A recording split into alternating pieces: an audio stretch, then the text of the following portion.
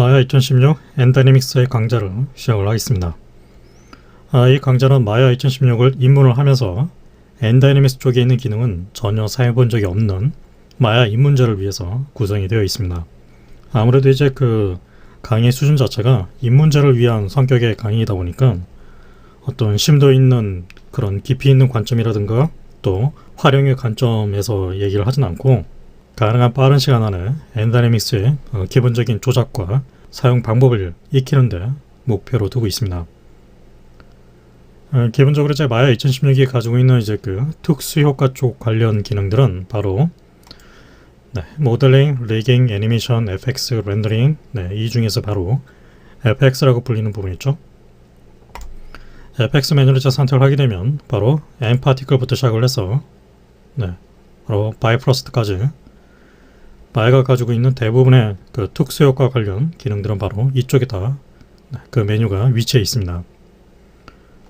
이 중에서 보게 되면 이제 그 N파티클, N클로스, N헤어 바로 이 세 개의 기능이 N다이내믹스라고 불리는 기능이라고 할 수 있습니다.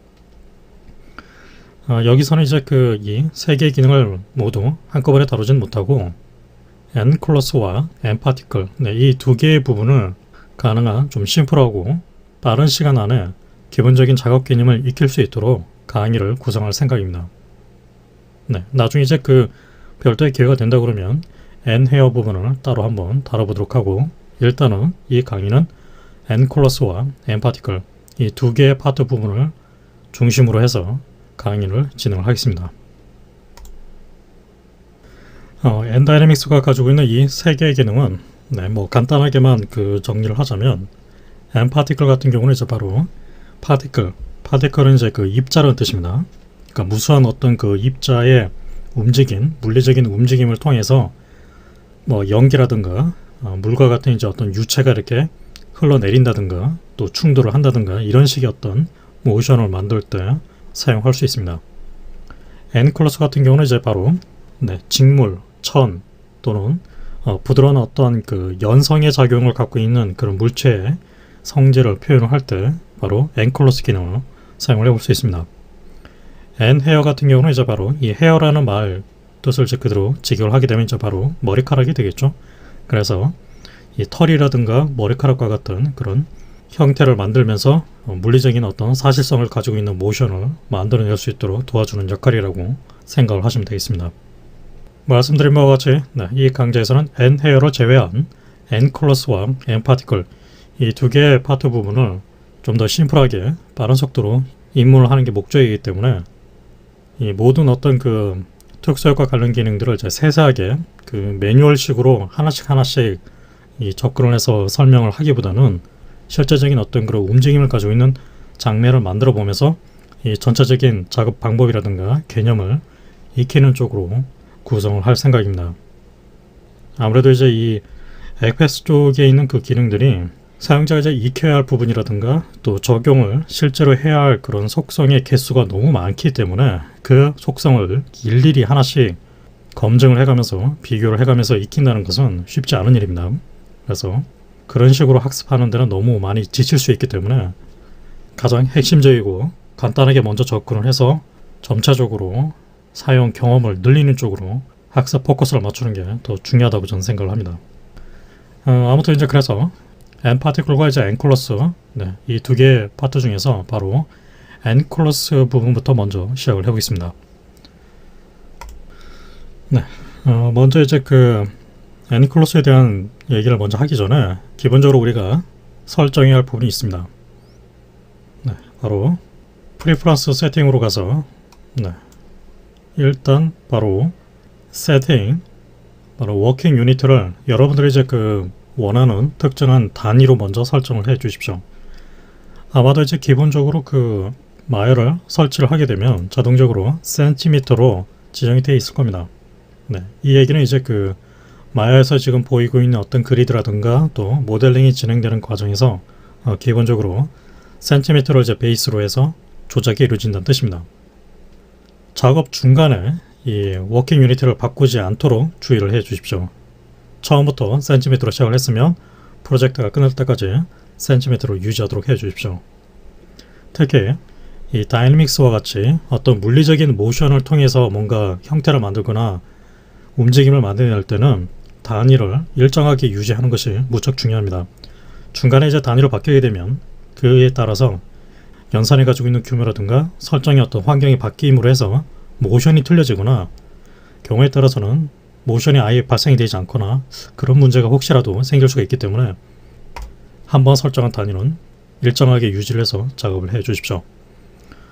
저 같은 경우는 이제 뭐 특별한 그 이유가 있지 않는 이상은 그냥 일단 센티미터로 설정을 해 놓습니다. 그 다음에 현재 지금 이 타임라인이 가지고 있는 그 프레임 레이트를 일단 기본적으로 지정을 해줘야겠죠. 여러분들이 이제 그 기본적인 애니메이션이라든가 영화 작업을 목표로 한다 그러면 보통은 이제 24fps로 사용하게 되겠죠. 방송 작업이라고 그러면 우리나라 같은 경우는 이제 NTSC 초당 30프레임으로 설정하게 되겠죠. 저는 그냥 24로 설정을 해 놓겠습니다. 그 다음에 타임 슬라이드 쪽에 있는 이제 바로 플레이백 있죠. 바로 이 설정이 상당히 중요한데, 이 플레이백 스피드를 보게 되면 이제 그 플레이 에브리 프레임이 있고 리얼 타임, 뭐 하프, 트와이스 이런 식으로 지금 설정을 할 수 있는데, 애니메이션을 이제 그 플레이백을 눌렀을 때 이제 이 재생이 되는 속도와 관련이 되어 있죠. 그랬을 때 플레이 에브리 프레임이라는 얘기는 어떤 그 프레임도 놓치지 않고 하나씩 정확하게 재생을 시킨다는 뜻이 되겠죠. 그러나 리얼타임이라는 얘기는 초당 24프레임을 기준으로 해서 재생을 할 겁니다. 그런데 언뜻 생각해서는 이제 그 플레이 에브리 프레임하고 리얼타임하고 이제 별 차이가 없는 것처럼 생각이 들 수 있는데, 리얼타임으로 설정하게 되면 실제로 이 여러분들이 작업하고 있는 그 장면이 가지고 있는 어떤 뭐 가벼움, 무거움, 연산의 어떤 복잡성 이런 거를 전혀 생각하지 않고 무조건 마야는 초당 24프레임에 도달을 하도록 재생을 시킵니다. 그 얘기는 초당 24프레임이 도달을 하기 위해서 프레임을 건너뛸 필요가 있다고 판단되면 마야가 프레임을 건너뛰어서 재생을 시켜버립니다. 보통의 일반적인 애니메이션 작업에서는 그렇게 설정을 해도 크게 문제가 안 될 수도 있긴 하겠는데, 다이내믹스와 같은 어떤 물리적인 그런 수학적인 기반으로 해서 모션을 만들 때는 프레임을 건너뛰게 되면 모션이 튀어버립니다. 때에 따라서는 모션이 아예 계산이 안 됩니다. 모션 자체가 이제 엉망진창이 되어버리기 때문에 여러분들은 마야가 스스로 판단하기에 무겁다고 판단이 돼서 프레임이 건너뛰지 않도록 느리더라도 리얼타임 재생이 안 나오더라도 절대 프레임을 누락시키지 않고 떨어뜨리지 않고 한 프레임씩 정확하게 계산을 하도록 하기 위해서 바로 플레이 에브리 프레임으로 설정을 해 주셔야 됩니다. 그 다음에 이 플레이 에브리 프레임으로 이제 재생을 했을 때 최대 그 재생 속도를 지정해 줄 필요가 있습니다. 만약에 이것을 이제 그 프리로 두게 되면은 장면이 무겁든 또는 뭐 가볍든 상관없이 무작정 마이너는 한 프레임씩 재생을 시키면은 경우에 따라서는 엄청나게 빠른 속도로 프레임이 재생되는 경우가 있습니다. 그걸 방지를 하기 위해서 맥스 플레이백 스피드, 즉 최대 플레이백 스피드를 프리가 아니라 지금 제가 아까 설정했던 세팅에서 그 설정을 했던 24프레임 기준을 그대로 유지를 하기 위해서 그 한계치를 절대로 벗어나지 않도록 하기 위해서 바로 이렇게 리얼타임으로 그 한계 수치를 지정을 해 두는 겁니다. 이렇게 이제 두 개를 이제 설정함으로 해서 마야는 기본적으로 재생을 할 때 한 프레임씩 정확하게 프레임을 건너뛰지 않고 하나씩 정확하게 재생을 하되, 그 재생이 되는 최대 스피드는 현재 지금 설정되어 있는 초당 24프레임을 절대 넘어서지 않도록 지정이 된 것입니다. 아무튼 이렇게 설정이 되어 있는 상태에서 그 다음에 이제 보게 되면 이제 그 업데이트 뷰 기능이 있는데, 이 업데이트 뷰 기능 같은 경우는 이제 그 플레이백 스피드를 좀 향상을 시키기 위해서 실제로 어떤 그 활성화되어 있는 개체에 대해서만 재생 시에 화면이 나타나도록 해줄 수가 있는데, 뭐 경우에 따라서는 이제 이 액티브로 두는 것이 전체적인 재생 속도에 도움이 되긴 하지만, 다이내믹 연산 같은 경우는 종합적으로 전체적인 어떤 그 오브젝트끼리의 충돌이라든가 마찰 이런 부분까지 감안을 해야 할 부분이 있기 때문에, 즉 오브젝트끼리의 어떤 상호적인 계산을 같이 고려를 해야 되기 때문에 액티브보다는 all로 해서 모든 그 다이내믹스 연산의 상관관계에 있는 그 개체가 전부 다 화면 안에서 업데이트가 될 수 있도록, 플레이백 되는 과정에서 업데이트가 될 수 있도록 체크를 해줍니다. all로 체크를 해 두십시오. 그래서 세이브를 합니다. 네. 네. 그렇다면 이제 간단하게 n클로스 오브젝트를 만들어서 어떤 오브젝트와 충돌을 일으켜서 한번 물리적인 반응을 만들어 보겠습니다. n클로스 쪽에 있는 이제 이 기능을 실제로 어떤 오브젝트에 적용하기 위해서는 그 해당 오브젝트는 폴리곤 오브젝트이어야 합니다. 보통 이제 우리가 모델링을 할 때 바로 이제 크리에이트 메뉴에 일단 보게 되면 뭐 넙스 형태가 있고 폴리곤 또 이 볼륨 때에 따라서 이제 그 폴리곤이나 넙스를 이제 그 서브 디비전으로 바꿔서 작업하는 경우도 있죠. 네. n클로스는 넙스나 서브 디비전을 지원하지 않고 바로 폴리곤으로 만들어져 있는 객체에 대해서만 적용할 수 있습니다. 그래서 여러분들이 이제 모델링을 최초에 준비를 할 때는 폴리곤 형태로 스타트를 해 주셔야 됩니다. 그리고 이제 그 폴리곤으로 모델링을 할 때 뭐 기본적으로 이제 그 특별한 이유가 있지 않은 이상은 보통은 이제 그 사각 폴리곤을 베이스로 해서 모델링을 하게 되죠. 뭐 경우에 따라서는 이제 그 삼각형 형태로 작업하는 경우도 있죠. n클로스를 위해서는 삼각형 구조보다도 사각형으로 모델링 하는 것이 훨씬 더 유리합니다. 그 이유가 왜인지는 나중에 살펴보도록 하고 일단은 삼각형 구조보다도 사각형 구조가 더 유리하다는 것만 일단 기억을 해 두십시오. 아무튼 그래서 이제 뭐 간단하게 테스트를 하기 위해서 일단은 먼저 폴리곤 그 큐브를 만들어서 이 큐브가 가지고 있는 위스 뎁스를 적당히 키워놓고 디비전도 적당히 적용해 주겠습니다. 하이트는 0.5 정도에서 두께를 약간 조정해 놓죠. 이렇게 지금 모델링을 기본적인 뭐 프리미티브로 사용하든 뭐 여러분들이 다른 어떤 폴리곤 모델링 기능을 사용해서 모델링을 하든 간에 모델링을 이제 계속 하게 되면 이제 뭐가 만들어지게 되죠? 바로 인풋 쪽에 보게 되면 이렇게 Construction History 노드가 만들어지죠. 여러분들이 이제 이 n클로스를 적용하는 그 오브젝트에 대해서는 이렇게 Construction History 노드가 있으면 안 됩니다. 물론 이제 있어도 어느 정도는 계산을 할 수 있는데 경우에 따라서는 저 Construction History 때문에 연산이 엄청나게 무거워지고 느려질 수가 있습니다. 그래서 연산이 지나치게 복잡해지고 꼬여있는 것을 방지를 하기 위해서 바로 n클로스를 적용하기 이전에는 이 Construction History를 전부 다 깔끔하게 정리를 해 주십시오. 그래서 Edit, Delete by Type, History 단축키가 이제 그 Alt Shift D로 되어 있죠. Alt Shift D로 실행을 해주거나 직접적으로 메뉴를 눌러주거나 뭐 저 같은 경우는 이제 그 단축 메뉴인 오브젝트를 선택하고 단축키 A키를 누른 상태에서 왼쪽 마우스를 누르고 있으면 바로 메뉴가 나타나죠. 여기서 보게 되면 바로 Delete History가 있습니다. 저는 빠르게 접근을 하기 위해서 단축키 A키와 왼쪽 마우스를 클릭해서 나타나는 이 메뉴의 기능으로 접근해서 삭제하는 것을 더 자주 합니다. 그래서 Delete by Type History, 이제 히스토리가 제거된 걸 알 수 있습니다. 다시 또 하나의 새로운 폴리곤 큐브를 만들어 놓고 이 큐브가 가지고 있는 적당한 크기를 키워 놓고 역시 디비전을 일단은 먼저 지금 1로 되어 있는 상태로 나누지 않는 상태에서 다만 지금 이 모든 엣지를 이제 다 선택을 해서 레벨을 적용해서 이제 이 간단하게 이 정도만 약간 모서리를 깎아주겠습니다.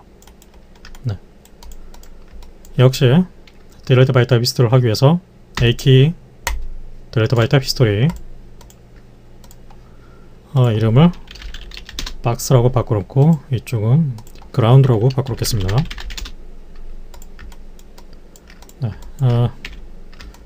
만약에 이제 그 크기를 이렇게 키워서 뭐 이런 식으로 작게 하거나 크게 하나 이럴 경우가 있겠죠.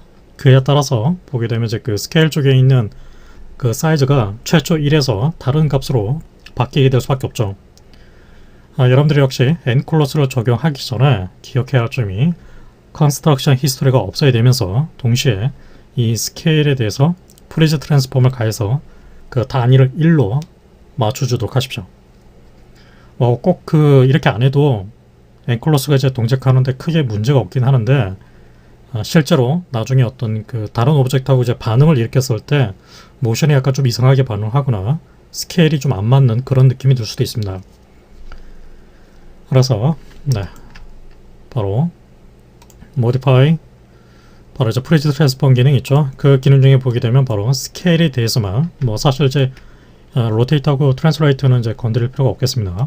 그래서 스케일만 체크를 해서 단위를 1로 프리즈를 시켜줍니다. 이렇게 회전을 좀 시켜놓고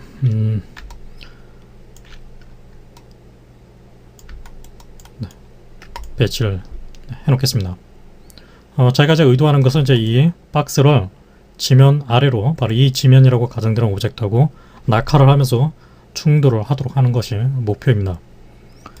그래서 먼저 실제로 이제 이 엔클로스를 이제 적용할 때 바로 이 패시브 콜라이더 개념이 있고 엔클로스 개념이 있습니다. 뭐 사실 패시브 콜라이더, 엔클로스 모두 다 같은 엔클로스 오브젝트인데, 엔클로스 메뉴에 보게 되면 이렇게 패시브 콜라이드라고 되어 있는 부분이 있죠. 이 패시브 콜라이드는 어떤 그 엔클로스 오브젝트하고 충돌 반응을 하긴 하지만 자기 자신은 물리적인 모션을 하지 않는 상태를 뜻하게 됩니다.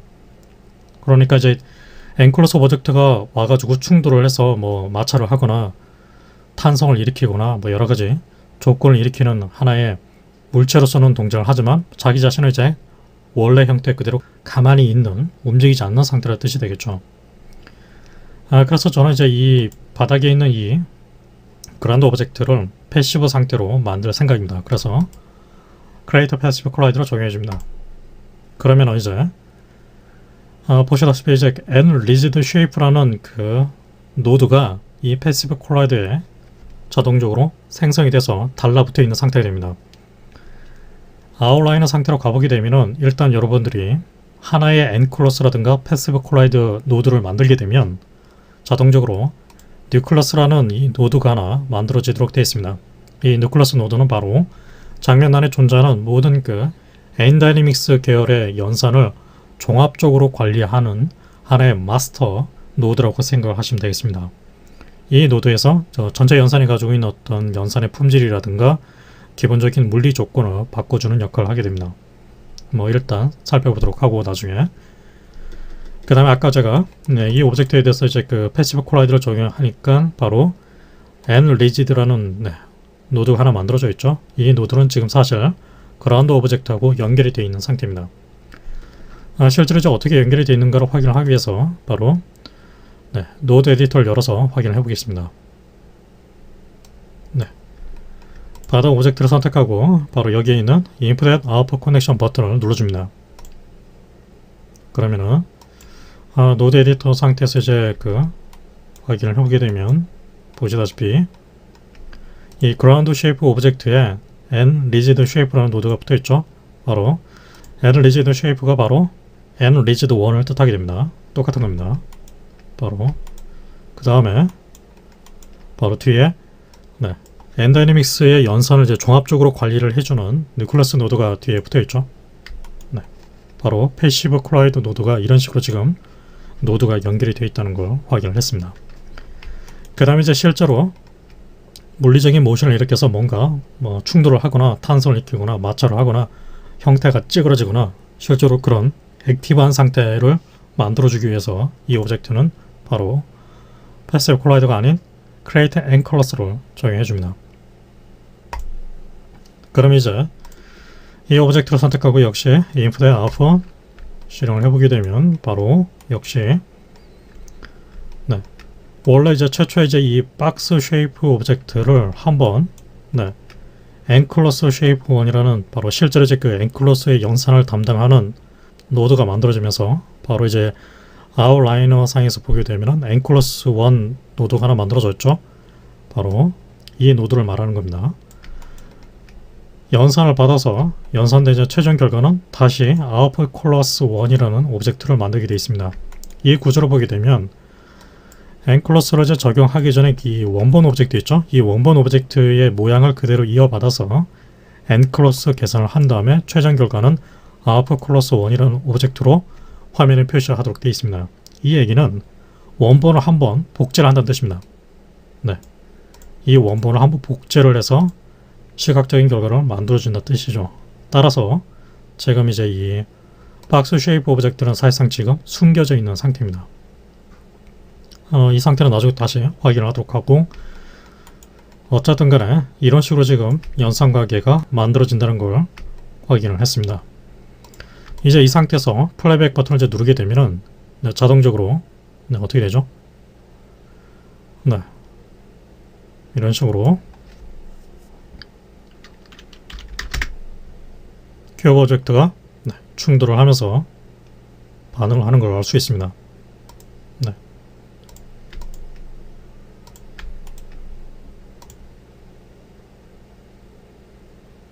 네. 뭐 이렇게 해서 여러분들은 첫 번째 최초 엔클로스 장면을 간단하게 생성을 한 것입니다. 네. 지금 이제 그 충돌을 해서 반응하는 상태를 보게 되면 마치 진짜 무슨 종이 박스 같은 그런 느낌에 가깝게 다소 좀 딱딱하게 반응을 하고 있죠. 네. 여러분들이 이제 그 기억해야 할 점이, 엔클로스를 이제 적용하는 그 대상의 오브젝트가 가지고 있는 면수가 적으면 적을수록 시각적인 효과는 좀 다소 딱딱하게 나올 수밖에 없습니다. 여러분들이 어떤 옷감이라든가 천과 같이 그렇게 부드럽게 주름이 생기고 늘어나고 수축과 팽창을 하는 그런 상태의 모션을 얻고자 한다면은 해당 오브젝트는 면수가 충분히 많이 있어야 됩니다. 그에 반해서 지금 이 오브젝트가 가지고 있는 이 면수의 구조가 보게 되면 주로 모서리 쪽으로 면수가 배치되어 있고, 가운데 부분에 있는 이 면수들은 사실상 면이 없다고 볼 수 있겠죠. 그래서 모션이 지금 이렇게 나오는 것입니다. 그래서 다시 이제 새로 오브젝트를 만들어 보겠습니다. 이 오브젝트를 일단 삭제를 하기 전에 안전하게 처리를 하기 위해서 바로 엔클로스 메뉴에 보게 되면 바로 리무브 엔클로스 기능이 있죠. 해당 오브젝트하고 해당 엔클로스 오브젝트의 연결 관계를 알아서 찾아서 깔끔하게 제거를 해준다는 뜻입니다. 선택해서 리무브 엔클로스, 그럼 이제 삭제가 됐습니다. 그 다음에 이 오브젝트는 이제 다시 만들 거기 때문에 삭제를 하겠습니다. 다시 폴리곤 큐브를 하나 만들어서 큐브가 가지고 있는 적당히 사이즈를 늘려주고, 이번에는 서브디비전 위스 하이트 값을 한 10 정도로 늘려놓겠습니다. 그러면 이제 더 많은 면수를 가지고 있는 상태가 되었죠.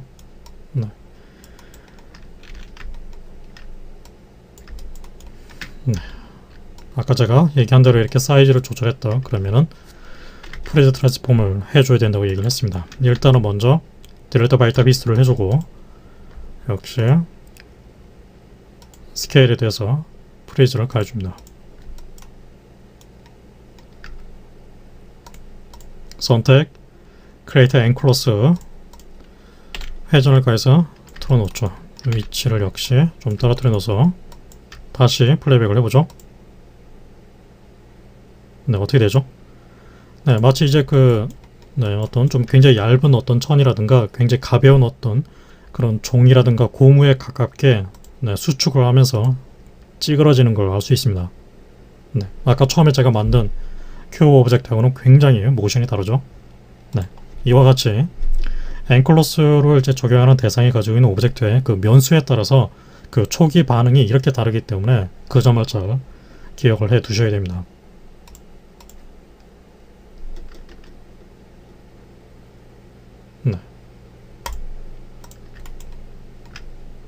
그런데 지금 이 큐브가 낙하를 하고 충돌을 하는 느낌을 보면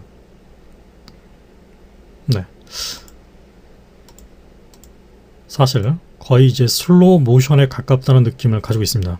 그래서 이제 실제로 우리 실생활에서 보는 어떤 종이라든가 천 또는 박스가 낙하를 하는 어떤 느낌과 비교를 했을 때 상당히 느리게 반응을 하고 있습니다.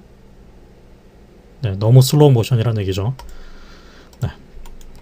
이런 현상이 만들어지는 근본적인 이유가 있습니다. 일단 여러분들이 기억해야 할 점이, 마야가 가지고 있는 이제 그 N 파티클이라든가 N 클로스 N 헤어가 기본적으로 연산이 되는 어떤 물리적인 연산의 기본 단위 공간이 미터 단위로 계산이 되도록 되어 있습니다. 그 얘기는 사실 이제 이 오브젝트가 가지고 있는 이제 스케일을 봤을 때 이 스케일을 대략적으로 이제 확인을 해보게 되면 create measure tool로 사용해서 이제 distance tool을 사용해서 이제 그 길이를 이제 대략적으로 측정을 해보죠. 지금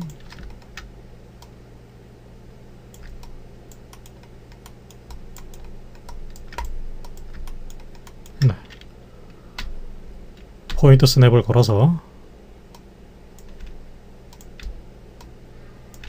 측정을 해보니까 한 변이 가지고 있는 길이가 이제 3.82 정도 지금 나오고 있습니다. 그러니까 3.82cm 정도 된다는 얘기죠. 그런데 앵클로스가 이것을 제가 받아들일 때는 마치 이제 그 3.8m짜리 천이라고 가정을 하고 지금 계산을 하고 있는 겁니다. 그래서 이 전체적인 모션을 보면 굉장히 무겁고 느리게 반응하고 있는 상태라는 얘기죠. 그래서 마야에서는 이 엔다이내믹스가 그 계산을 하는 어떤 기본적인 단위 공간을 무시를 하고 사용자가 임의적으로 그 공간의 기본 단위의 성격을 바꿔줄 수가 있습니다. 그것을 위해서 바로 누클러스 노드를 선택합니다. 누클러스 노드를 선택을 해서 속성에 보게 되면 바로 스페이스 스케일이라는 속성이 있습니다. 현재 단위가 1로 되어 있죠. 이것을 여러분들이 이제 좀 더 이제 빠른 속도로 반응이 일어나도록 하기 위해서는 1 이하의 값으로 바꿔주시면 되고, 반대로 좀 더 거대한 느낌처럼 좀 더 슬로우에 가깝고 무겁게 반응하도록 하기 위해서는 1 이상의 값으로 바꿔주시면 됩니다. 하지만 저 같은 경우는 지금 사실 반응을 느리게 하는 게 목적이 아니라 현실적인 그 스피드로 바꾸는 게 목적이기 때문에 이 스페이스 스케일 값을 0.1로 바꿔보겠습니다. 이렇게 되면 이제 10분의 1로 줄어들어 있는 상태가 되겠죠. 그래서 보게 되면 이제 낙하를 하고 떨어지는 속도가 빨라진다는 걸 알 수 있습니다. 때에 따라서는 이것을 어떤 특별한 이제 의도가 있어서 이렇게 조금씩 다 다르게 조정해 놓고 사용하는 경우도 있습니다. 0.5 정도로 바꿔보죠. 그렇게 되면은 약간 느리죠? 약간 느리면서 약간 빨라지는 그런 정도의 느낌으로 보여주고 있습니다. 0.25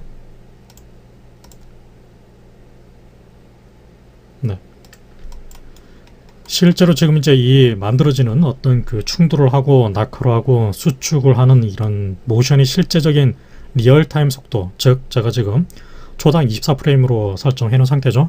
그 상태에서 봤을 때 느낌하고 어떤지를 비교를 해보려면은 사실 이게 마야에 있는 그 플레이백 버튼을 눌러서는 제대로 판단이 안 되는 경우가 대부분이기 때문에 결과적으로 제대로 된 그 타이밍을 확인을 해 주시려면은 바로 플레이 블러스트를 걸어주는 게 좋습니다.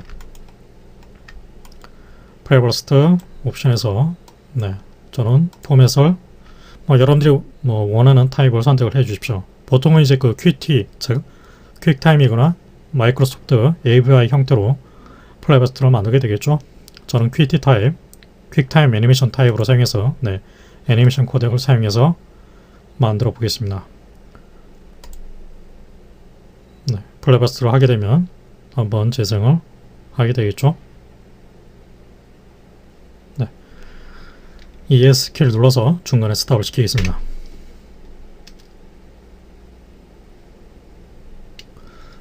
상태를 플레이백 해보면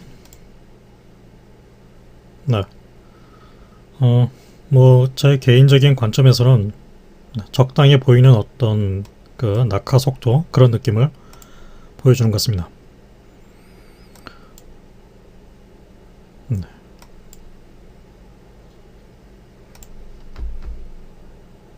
다시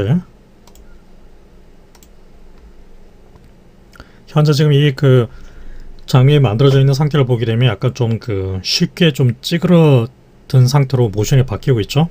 지면과 이렇게 충돌하는 순간에 너무 쉽게 모양이 찌그러지고 있습니다.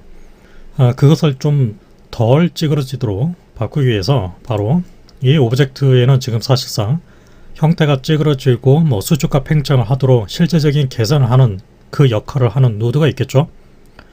노드 에디터 상에서 확인을 해보게 되면은 네, 바로 앵콜러스 쉐이프 노드가 그 역할을 하게 됩니다. 이 노드로 선택을 해서 나타나는 이제 여러 가지 그 굉장히 많은 속성이 있죠. 네, 또는 트랩 에디터 상에서도 역시 확인을 할 수 있습니다. 그 중에서 보게 되면 이제 그 다이내믹 프로퍼티라고 되어 있는 부분이 있죠. 바로 이 부분에서 이제 기본적인 저런 어떤 찌그러짐, 주름이 생기거나 수축이 되거나 이제 팽창이 되는 이제 기본적인 어떤 그런 모션의 느낌의 기본적인 강도를 바꿔놓을 수 있습니다. 일단 이제 여기서 보게 되면 이제 스트레치 레시스턴스와 컴프레션 레시스턴스 두 개의 속성값이 있습니다. 스트레치라는 얘기는 이제 그 늘어난다는 뜻이고, 컴프레스는 압축이 된다는 뜻이 되겠습니다. 그래서 이제 그 어떤 천이 있을 때 그 천이 쉽게 늘어나거나 쉽게 압축되는 걸 방지를 하기 위해서 바로 레시스턴스 저항값을 준다고 생각을 하시면 됩니다. 그러니까 늘어나는 거에 대해서 얼만큼의 저항을 줄 것인지, 압축에 대해서 얼만큼 저항을 줄 것인지, 그 기본적인 강도가 지금 이렇게 설정이 되어 있죠. 뭐 20, 10으로 지금 설정이 되어 있는 상태입니다. 이것을 제가 3을 곱해서 이렇게 바꿔놓겠습니다. 60, 30으로 바꿔서 다시 계산을 해보죠. 네. 아까 그걸 좀 덜 찌그러지는 걸 알 수 있죠. 다시 이번에는 100으로 바꾸고, 그 다음에 지금 이 형태가 너무 쉽게 찌그러지는 것을 속도를 저하시키기 위해서 바로 deform resistance라고 불리는 그 값이 있습니다. deform이라는 얘기는 이제 그 형태가 변형이 된다는 뜻이죠. 그 형태에 대해서 변형을 저항이 생기도록 강도를 지정해 줍니다. 제가 강도를 1로 지정해 놓고 보게 되면 아까보다는 좀 덜 찌그러드는 걸 알 수 있죠. 3.5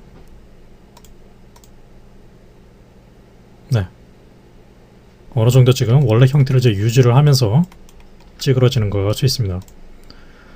그 다음에 이제 위에 보게 되면 이제 그 rigidity라는 값이 있죠.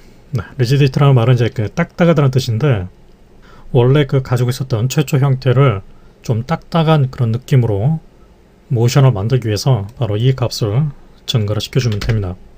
값을 1로 바꿔보죠. 그럼 이제 보시다시피 원래 형태가 이제 거의 유지가 되면서 충돌한 부분만 찌그러지는 걸 알 수가 있죠.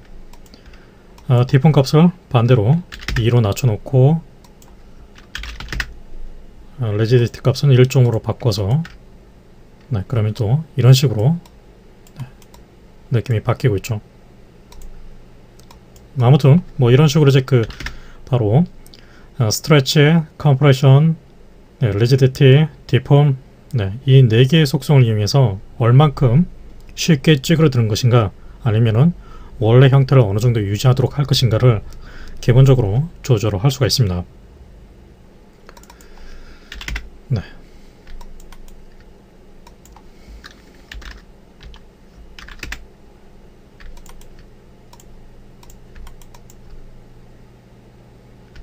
계속해서 모션의 느낌이 바뀌고 있죠. 뭐 당연히 이제 그 이 최초제 충돌을 하는 그 각도가 또 어떻게 되느냐에 따라서 또 역시 느낌이 많이 달라질 수 있습니다.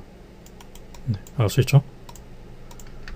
아무튼 이와 같이 바로 기본적으로 엔클러스 기능을 통해서 어떤 모델링 되어 있는 오브젝트를 이렇게 천이라든가 어떤 연성의 성질을 가지고 있는 그 느낌으로 물리적인 모션을 쉽게 만들어낼 수 있다는 걸 간단하게 확인을 했습니다. 오늘 이 시간에 이제 다룬 것은 이제 그 어떻게 보면 이제 그 가장 단순하고 최초의 기본적인 작동 개념만을 확인을 한 것입니다. 다음 시간부터는 조금은 더 디테일하게 이 앵콜러스를 가지고서 실험을 계속 이어나가도록 하겠습니다. 지금까지 제가 보여드린 사항을 여러분들도 간단하게 실험을 해보시길 바랍니다.